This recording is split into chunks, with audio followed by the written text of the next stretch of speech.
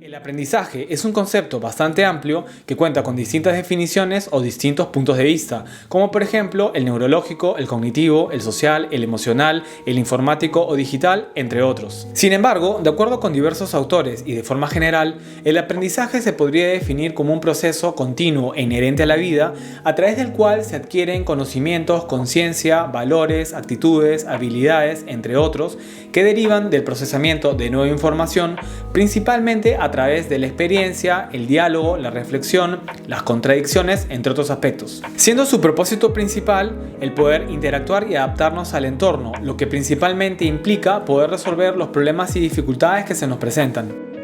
Sobre el aprendizaje también existen diversas metodologías o técnicas que ayudan a optimizar el mismo, como por ejemplo el recuerdo activo, el aprendizaje espaciado, la práctica intercalada, entre otras, que ayudan a retener información a largo plazo, tener una mejor perspectiva de lo que se sabe y de lo que no se sabe, flexibilizar el aprendizaje, entre otras ventajas. Y por otro lado, sobre el aprendizaje, también existen diversas hipótesis, mitos o interpretaciones que han sido cuestionadas en diversos estudios e investigaciones, como por ejemplo la hipótesis de los estilos de aprendizaje visual, auditivo, escrito y kinestésico, la interpretación de que solo se usa el 10% de la capacidad del cerebro, la regla de aprendizaje 70-20-10, el mito del uso predominante del lado izquierdo o el lado derecho del cerebro, entre otros. En el contexto empresarial u organizacional, al igual que en la vida diaria, el aprendizaje tiene principalmente el mismo objetivo, que es poder resolver los problemas y dificultades que se presentan en las organizaciones y en los negocios.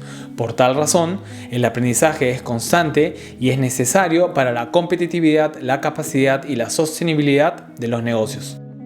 Cabe distinguir que el aprendizaje en el contexto organizacional clásico, es decir, el aprendizaje que se adquiere a través de capacitaciones o entrenamientos que solo cubren una fracción del aprendizaje, que principalmente se centra en el conocimiento y en algunas competencias o comportamientos, no determina ni asegura que con ello se puedan solucionar diversos problemas o dificultades. Dado que en la vida real o en la práctica el aprendizaje o el desarrollo de diversas capacidades necesarias para resolver diversos problemas solo se desarrollan principalmente con la experiencia y con la práctica,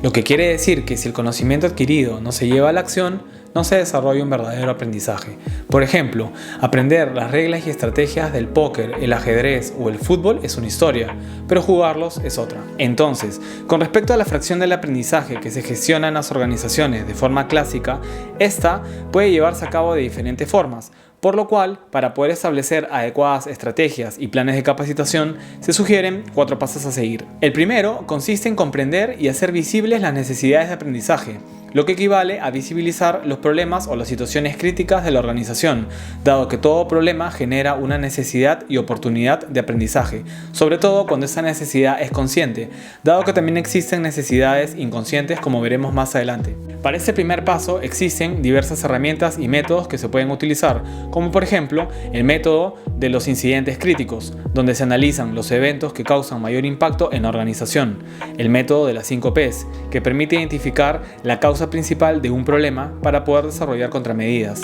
entrevistas, focus group, cuestionarios, sondeos, auditorías, documentos y registros, entre otras herramientas, cuyo objetivo es evitar un bajo impacto en la gestión del aprendizaje y en su lugar lograr programas que sean útiles y aplicables en el corto, mediano y largo plazo. Además, una adecuada indagación o investigación sobre las necesidades de aprendizaje suele generar una buena percepción y motivación en los participantes. Y como el aprendizaje puede llevarse a cabo de diferentes formas, el segundo paso consiste en agrupar los tipos de aprendizaje en base a sus características para poder facilitar y simplificar su gestión en lugar de trabajar con diversas y variadas necesidades de aprendizaje de forma independiente. Dicho esto, el aprendizaje se puede agrupar en único o estándar y planificado o a demanda, con lo cual se obtiene una matriz de clasificación de 4 cuadrantes. O también el aprendizaje puede clasificarse a través de otras características, como por ejemplo, este puede ser externo o interno, único o repetitivo, individual o grupal, de largo plazo o de corto plazo, formal o informal, entre otros. Es decir, el aprendizaje puede llevarse a cabo a través de diversos formatos, actividades, roles, relaciones y recursos, para cubrir diversas necesidades y lograr obtener diversos resultados. Por lo cual, luego de su clasificación, es ideal establecer casuísticas que relacionen las necesidades de aprendizaje con las características del aprendizaje, como por ejemplo, para lograr llevar a cabo la resolución de un conflicto interpersonal que escaló entre dos miembros de una misma área, lo cual disminuye y deteriora el desempeño y la imagen de la misma, el jefe, gerente o supervisor de este grupo de personas o área requerirá de una solución o proceso de aprendizaje que en su mayor parte podría ser considerado interno o creativo, ya que si bien es cierto el jefe podría recibir consejos o tips de un experto, solo él podrá resolver este problema, y si no fuera así, no sería congruente que ocupe ese cargo. Grupal,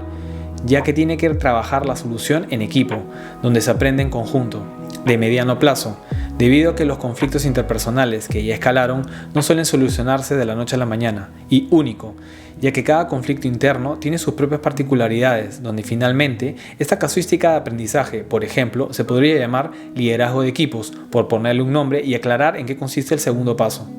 El tercer paso consiste en definir las estrategias de aprendizaje, es decir, consiste en diseñar e implementar cuáles serán las acciones necesarias para convertir los casos de aprendizaje en actividades concretas, que podrían ser seminarios, talleres, webinars, podcasts, literatura, entre otros. Que para el ejemplo que mencioné sobre liderazgo de equipos, estas actividades podrían ser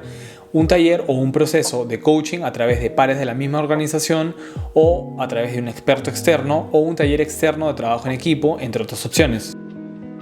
Donde es importante asegurar que los programas de capacitación contengan un sistema o una estructura dentro de la organización que permita su aplicación, desarrollo y seguimiento, dado que solo se genera un genuino impacto si lo aprendido se pone en práctica. Y el cuarto y último paso consiste en la definición de la filosofía o la ideología de aprendizaje organizacional, la cual depende de la cultura organizacional o estilo de liderazgo, el contexto, las perspectivas de negocio, entre otros aspectos, que en términos simples se podría definir dando respuesta a preguntas tales como: ¿de quién es la responsabilidad de aprender? ¿De las personas en base a su propia voluntad, curiosidad o incertidumbre? ¿O de recursos humanos, o mejor dicho, gestión de personas?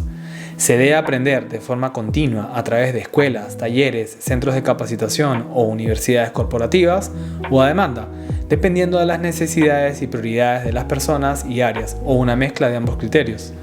¿Se aprende de expertos o facilitadores externos o de los mismos miembros de la organización? Entre otras interrogantes que ayudan a definir la ideología de aprendizaje.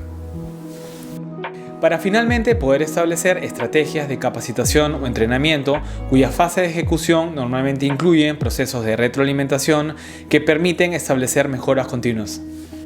Además, como todo proceso de gestión e implementación, siempre es importante tener en consideración el contexto y el estilo de liderazgo antes de su elaboración, dado que si por ejemplo se trata de una cultura de aprendizaje jerárquica, clásica o vertical, el aprendizaje suele ser individual, es decir, depende de cada persona y por lo general se lleva a cabo entre un experto, jefe o entrenador y cada colaborador de forma independiente. Suele ser definido por el jefe en función a los objetivos del área. Normalmente es externo. En la mayoría de casos se realiza fuera del lugar de trabajo para evitar interrupciones propias del día a día. Es planificado, dado que normalmente es parte de un objetivo organizacional previamente establecido o, por ejemplo, es parte del proceso de gestión del desempeño. Formal, consta de un lugar o espacio, ya sea físico o virtual, y de una hora definida para el aprendizaje, entre otras características. En cambio, si se trata de un entorno ágil u horizontal, el aprendizaje suele ser cooperativo o social, es decir, se aprende de las demás personas, pares, subordinados, jefes, clientes, proveedores y de formas creativas, donde los expertos a su vez son aprendices de otros expertos y no de un gurú, dado que siempre existe alguien mejor y más experto. Es definido por las personas de acuerdo con sus propios intereses. Se basa en el mutuo respeto, dado que el respeto genera que las personas puedan aumentar su capacidad de atención, concentración, observación y escucha, sin la necesidad de pretender calificar o validar a las demás personas. Se lleva a cabo en el lugar de trabajo, donde los imprevistos y problemas ocurren. Esa demanda, es decir, depende de cada situación o problema particular, para lo cual existen diversas y muy variadas fuentes de aprendizaje donde las personas comunican o comparten sus necesidades, insights, buenas prácticas, soluciones, entre otras características. Debido a estas diferencias, el aprendizaje jerárquico o vertical en el contexto ágil u horizontal resulta difícil de aplicar en situaciones reales y viceversa. Otro concepto importante relativo a la gestión del aprendizaje organizacional es la gestión del conocimiento o la transferencia del conocimiento, el cual se relaciona con cómo las personas procesan la cultura organizacional y sobre todo con cómo pueden aprender de los éxitos y errores de los demás,